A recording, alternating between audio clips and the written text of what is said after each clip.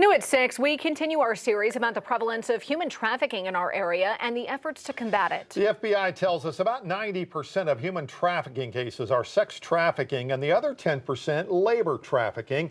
The average age of sex trafficking victims, 12 years old. Victim advocates define sex trafficking as using someone for a sexual act in exchange for anything of value. That can be food, shelter, transportation, drugs, or money.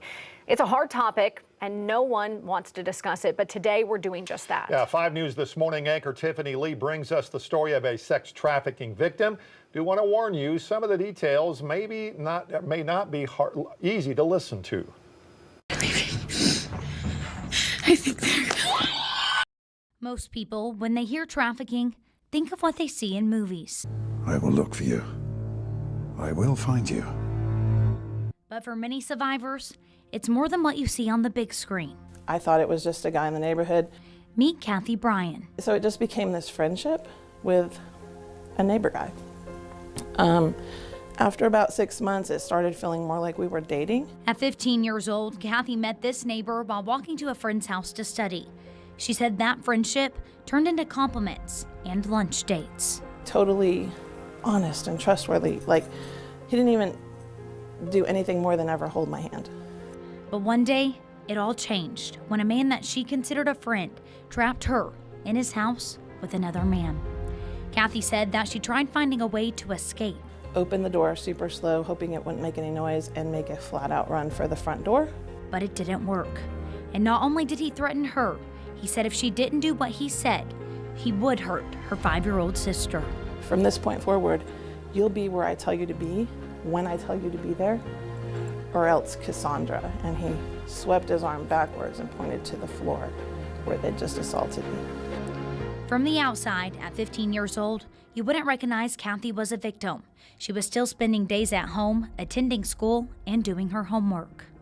Do all the things you're supposed to do for your parents around the house, go to bed, and then I would sneak out and meet him there.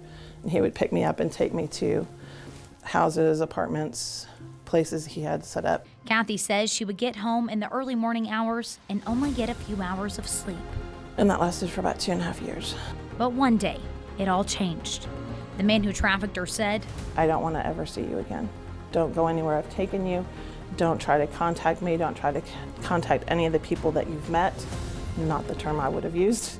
And then he said, this is the only way I can save you. And he grabbed me by the shoulders and pulled me to him and kissed me on the forehead. And then he pushed me away and got in the car and left. Kathy at this time was 18 and now finding a new path in life.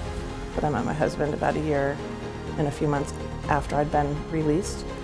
And I fell in love against my will, which is the absolute truth. I didn't want to, but I couldn't deny it. And we've been married now 38 years. And, I have 3 kids and 12 grandchildren, and I've gotten to, proceed on with my life and obviously get healing. And now she helps others recognize signs of sex trafficking. Kathy started her own nonprofit, the Genesis Project, helping victims feel empowered and have support through crisis intervention, court and justice advocacy, case management, solution-based direct services, and long-term relationship-based advocacy, giving victims a voice and a support system that she didn't always have. I'm a survivor of human trafficking. I was trafficked for 2.5 years. Covering news where you live, Tiffany Lee, 5 News. If you or someone you know is or has been a victim of sex trafficking, there are resources to help. You can start getting help by calling the National Human Trafficking Hotline. That number is there on your screen. It's 1-888-373-7888. Coming up tonight at 10, we're going to hear the story of one local advocate and how she is using her story to bring awareness and help those in very similar situations.